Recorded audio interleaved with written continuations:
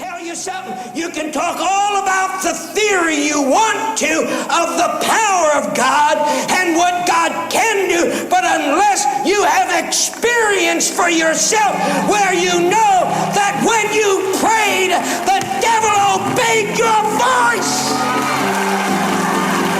The greatest keys to harvest is spiritual timing. I waited for 6 years after God spoke to me that a new anointing was coming.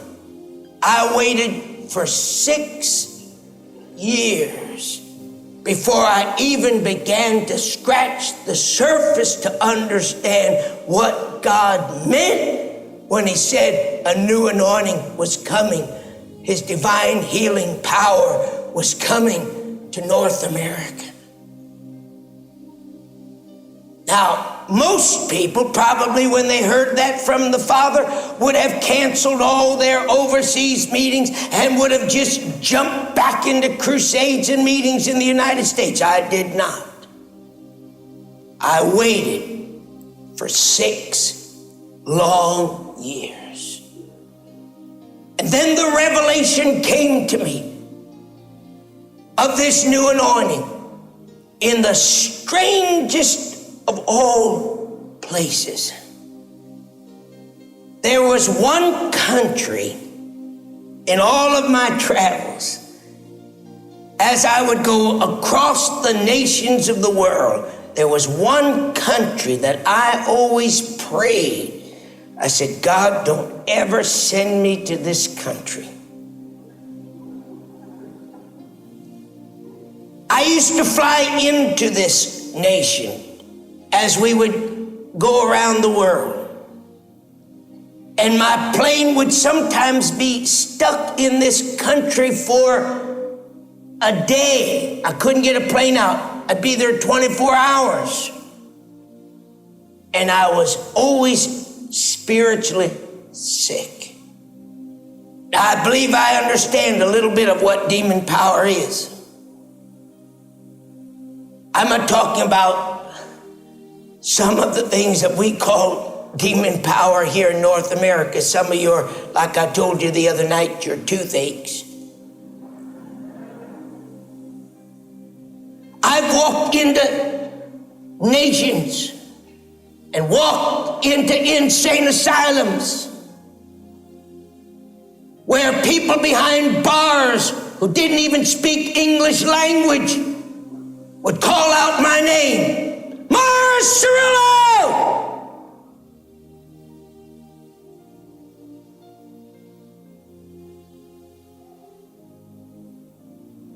Didn't know a word of English, but when we walked down the corridor, the demons recognized who we were. The inevitable happened. The Spirit of God directed me to go. I can't tell you how many, but it was hundreds of invitations down through the years to go to this nation for meetings, and I'd put them on the side. I wouldn't want them.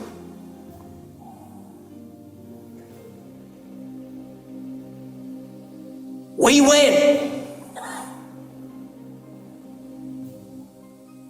And I will never forget as I came off of the airplane. You say, Brother Cerullo, what nation was it? It was the nation of India. When I stepped off of the airplane and I looked into the face of my son, who was a big, strong, strapping man, he looked sick. His face was white and peaked. And I thought to myself, did he eat some food that he shouldn't have eaten? Or did he drink some water that he shouldn't have? How many of you know you go to these different nations of the world and all kinds of climate and food and water changes, and it affects the metabolism of the body.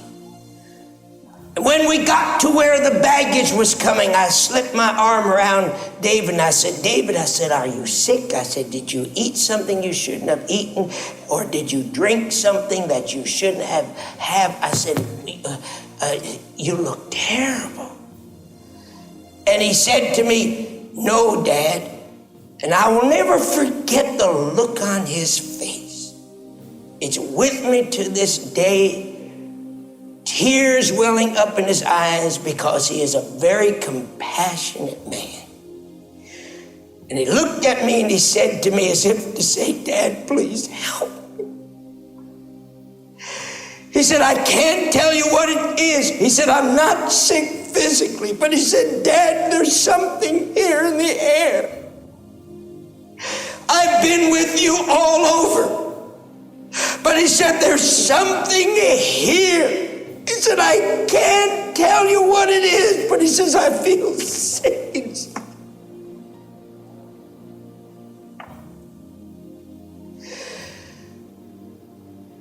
I said to him, don't worry about it.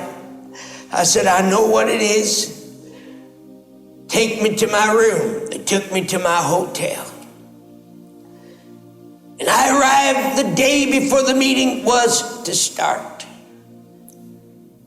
And I locked the door, and I went into prayer and fasting. I did not eat any food. And in that experience of praying in that room, I entered into a new dimension of prayer that I had never experienced before. It's always my custom, down through the years, my men will all tell you, that at a certain time in the day, before I step out on the platform, I don't see anybody, I don't talk to anybody, and I don't eat anything. I never walk into a meeting having eaten a meal or any kind of food, ever. And I spend most of that time, a segment of several hours before God, before I step out to minister the healing power.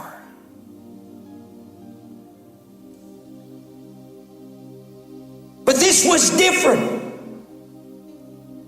I felt my spirit, because this not only went on for hours, but on throughout the night and all throughout the next day. No sleep, but travail. And I felt my body, my spirit, leave my physical body. Now, man lives in two worlds. He lives in a natural world and he lives in a spiritual world. And I felt my spirit leave my body as if it left it here in one place of the room, and my spirit was transported into an arena. And there my spirit, not my body, began to engage in a battle. I found myself calling out the names of things that were foreign to me, that I did not understand, but were actually the works of the enemy that were controlling the circumstances of that nation. For example, I did not know, and my men are under strict orders not to tell me anything that may be coming against me.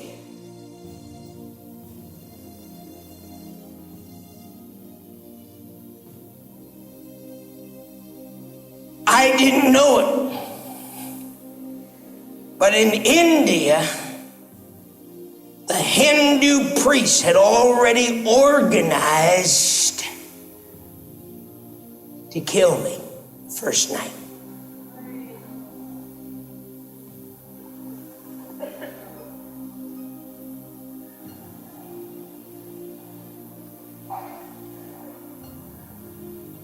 And they had a plan that when my people said a certain thing, they had their priests scattered all over the crowd, that they were going to start to stir up the Hindus and riot them and bring them against the platform and kill us. You know what the little signal was? John, you'll enjoy this.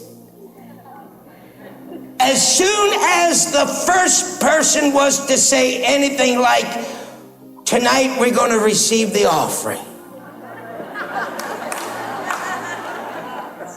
that was their signal.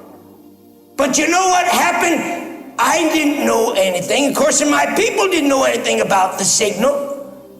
But the Spirit of God came to me in that time of intercessory prayer as my spirit left my body and I began to deal with these things. The Spirit of God spoke to my heart and said, for this entire crusade, don't you dare let one person on that committee get up and take an offering. So you see, they didn't get a chance to give their signal. They were dumbfounded, confused.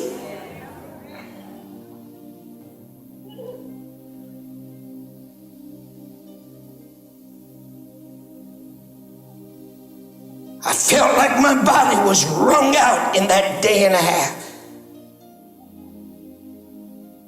Felt like my whole spirit was wrung out.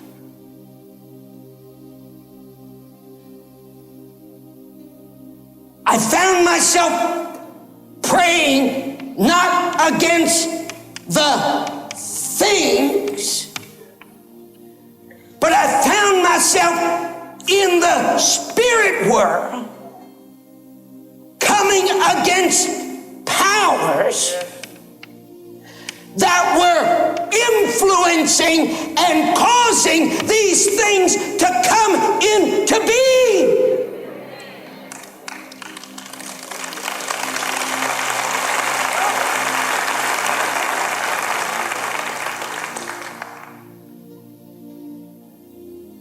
I didn't pray against the Hindu priests because they were nothing. Who are the Hindu priests? Nothing. It was the forces that surrounded the Hindu priests. They were not in control of themselves. Something else was in control of them that caused them to act like they were acting and wanting to come against me and kill me. It wasn't them. It was something else. There was a man that God raised up many years ago. God used him mightily in North America, especially on the East Coast. His name was Charles Finney. Finney was a Congregationalist. He wasn't a Pentecostal that we could look at and say, oh, well, he belonged in the Pentecostal ranks. He was a Congregationalist. He was an attorney, very well known. Was won to Christ, miraculous conversion. It's no trick to teach. A lot of people can teach. But you know why we're not turning out very many people that can cast out devils? You know why we're not turning out very many people that can heal the sick? You know why? Because our people are not under the teachers who have had the experience, whoever did it themselves.